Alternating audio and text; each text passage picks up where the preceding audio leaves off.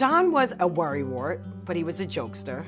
He was really good at math, and I pretty much follow in his footsteps with jobs, activities, and everything else I do.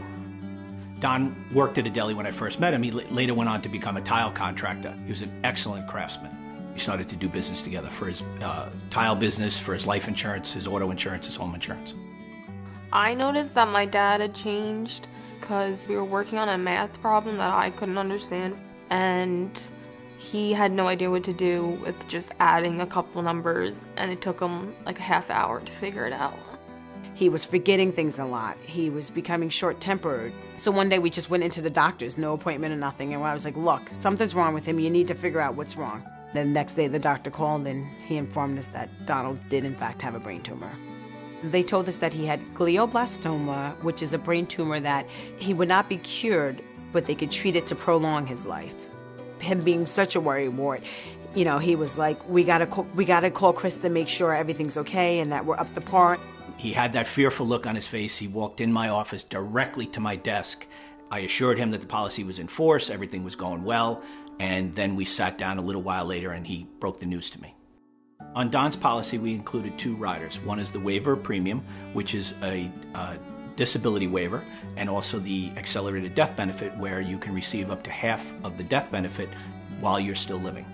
Even though we had the life insurance, I wasn't aware that you can actually draw off of it. I just always assumed that you couldn't collect until you passed.